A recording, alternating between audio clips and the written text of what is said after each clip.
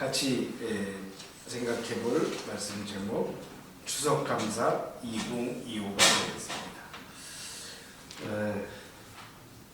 벌써 추석이 되네요. 늘 맞는 추석이지만은 우리에게는 그래도 명절이 있어서 좋은 것 같습니다.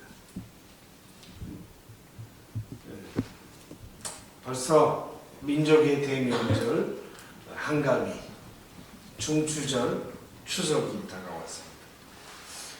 우리가 설날과 추석을 보내지만 설날은 첫날이라는 의미로, 그리고 1년간의 삶 속에서 당하는 명절로 보면 추석이다 보니 1년 중 가장 큰 명절이 아닐까 하는 생각이 됩니다. 이 한 해를 4분의 3 정도 보낸 지금의 시점에서, 그리고 계절이 바뀌며 가을에 초입에 든 이 시점에 저 하늘에 둥실 떠오른 보름달을 보면서 여러분은 가족과 고향에 대한 그리움, 나의 삶이 어떻게 진행되는가에 대한 감사, 그리고 앞으로 살아갈 삶에 대한 간절한 소망으로 가득하게 될 것입니다. 이처럼 귀중한 명절에 여러분이 고단했던 한 해의 이 삶에서 위로와 또 하나님의 감사를 드리는 그런 시간이 되시기를 바랍니다. 우리가 한번 주변 사람과 인사해 볼까요? 정말 수고하셨습니다. 정말 수고하셨습니다. 마친 건 아니지만 4분의 3 정도 왔으면은 뭐 거의 온 거니까. 성도 여러분, 우리는 2025년을 참으로 격동 속에서, 힘듦 속에서, 앞이 보이지 않는 그런 불안함 속에서 지난 시간을 지나왔습니다. 강물이 굽이치는 것처럼 우리 역사도 갑작스러운 경랑을 맞이하게 됐습니다. 우리 모두가 기억하고 있습니다. 민주주의를 뒤집으려 하고 헌정을 짓밟았던 지난해 12월의 시도, 그 어두운 세력들의 시도, 바로 쿠데타, 그 내란의 순간 기억을 생생히 하실 것입니다. 한때 우리는 절망감 속에, 당황함 속에 우왕좌왕, 절망감 속에서 무너지는 것 같은 마음이었고, 그 속에 빠져들어서 우리들의 삶이 통째로 날아갈 것 같은 그런 불안감 속에 휩싸였습니다. 지금도 끔찍합니다.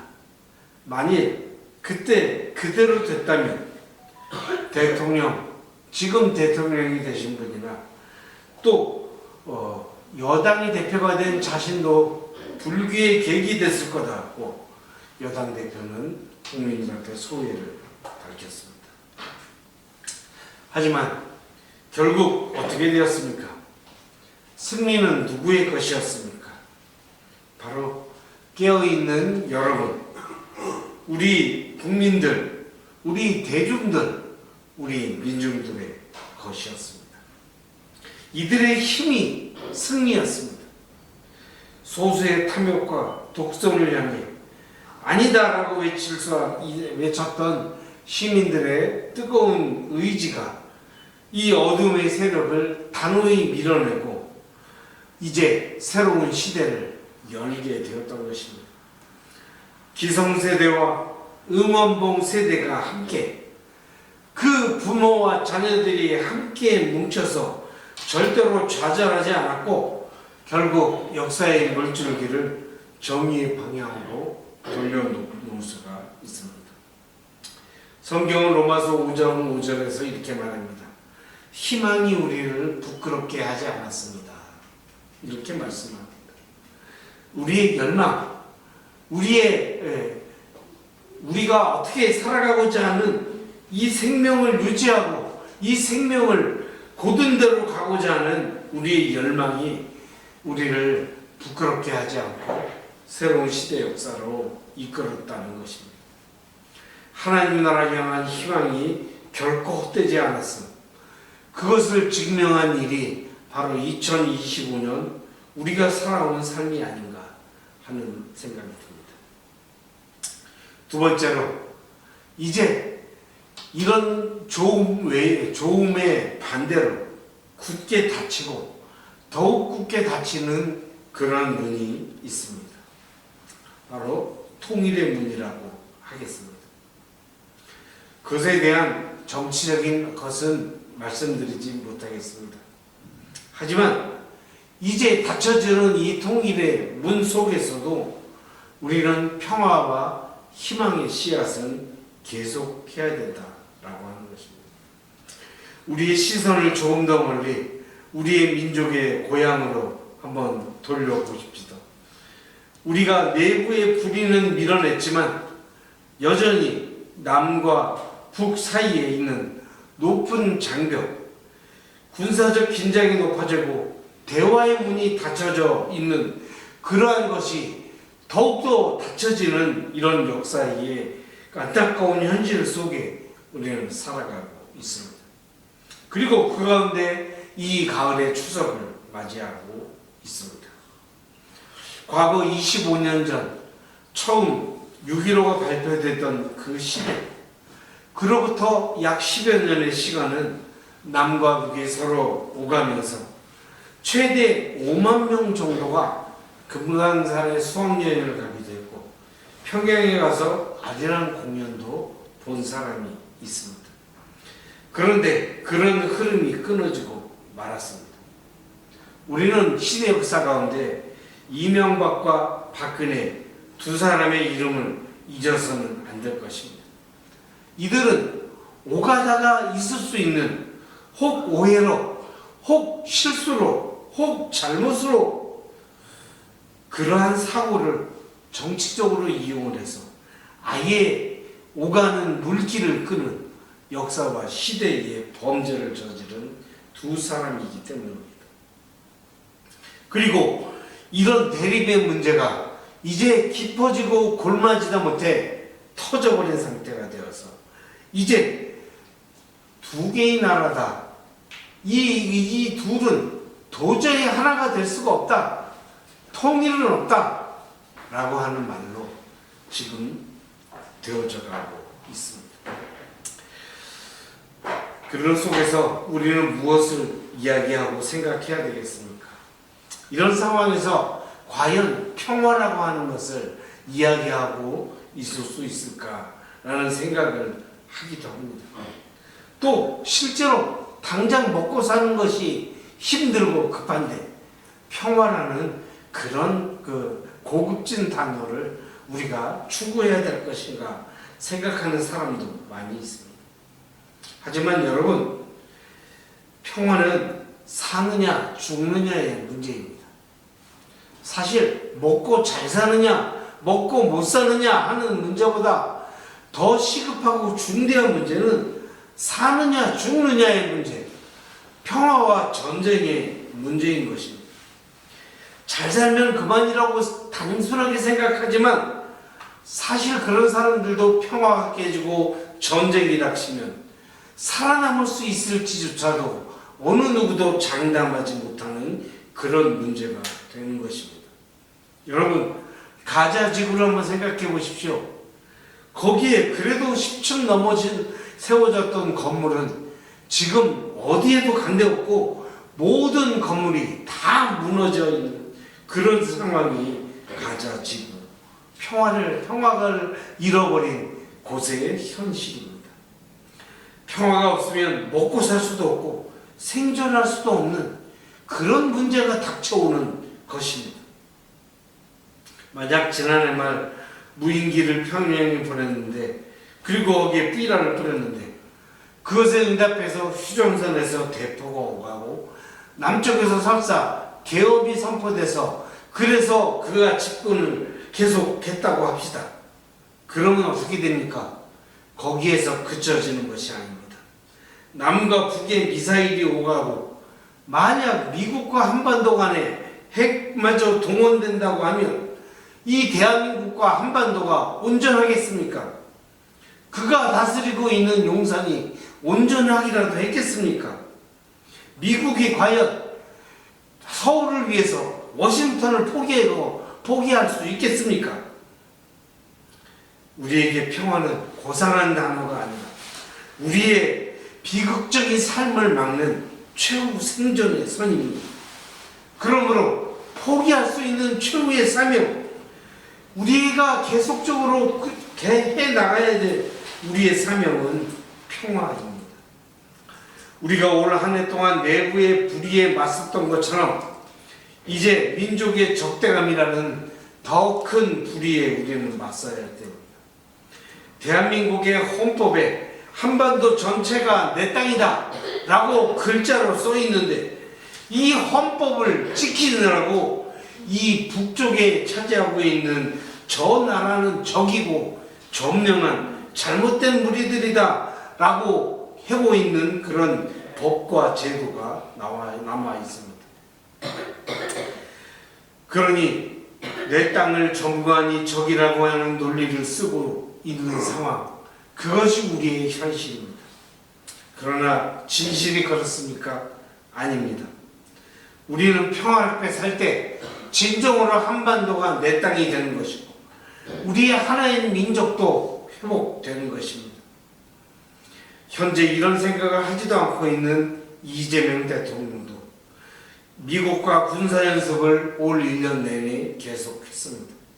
요즘의 군사훈련은 예전의 군사훈련과 달리 핵무기를 투하하는 그런 훈련이 포함된 그런 훈련이라고 합니다.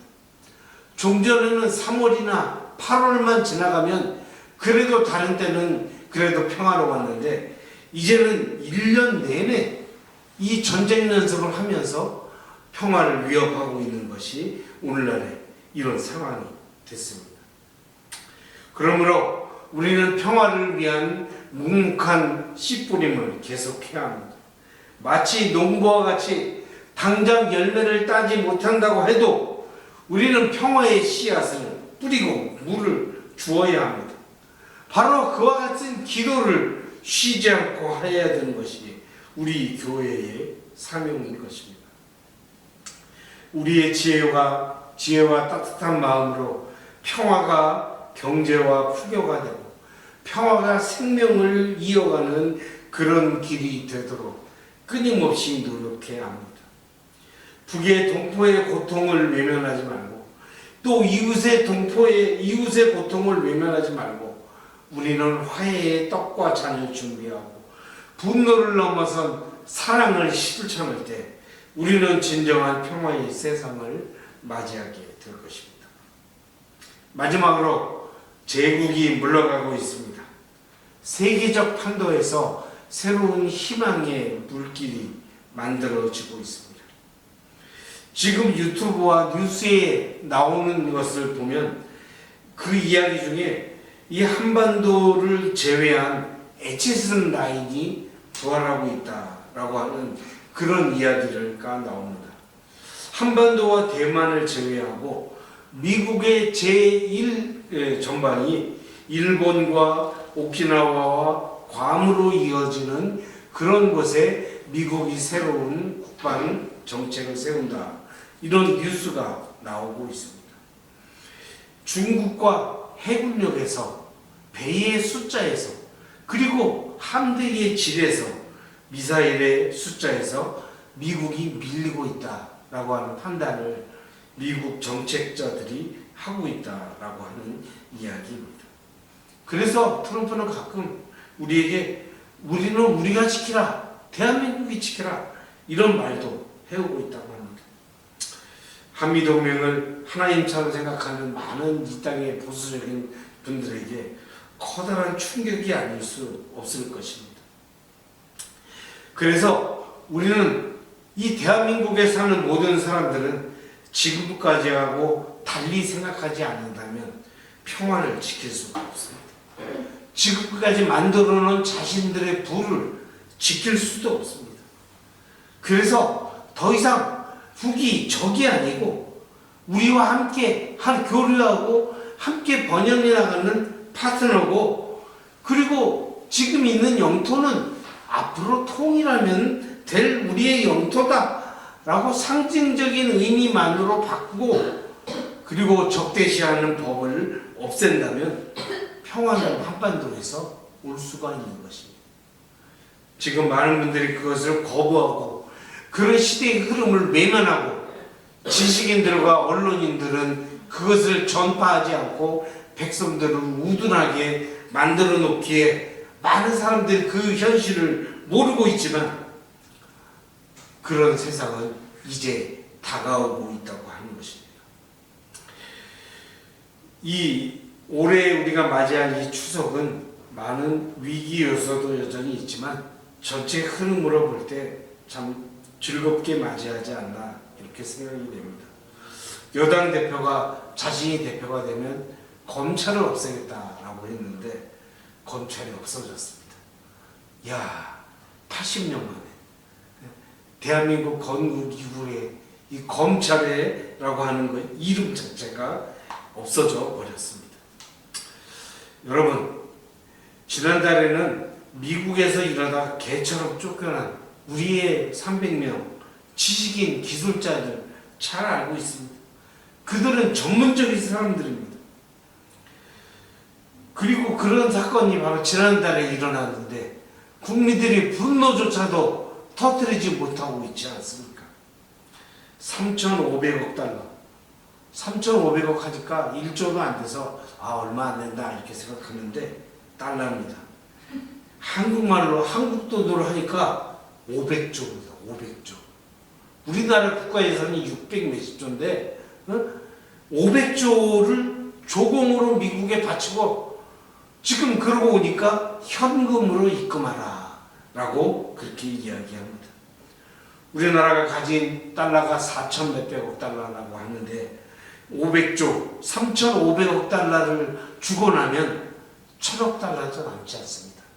IMF가 그 돈 입금하고 나면 바로 당하는 것이 한국의 현재 현실입니다. 여러분, 그래서 이 추석 때 온 국민이 이런 소식을 알게끔 해야 합니다.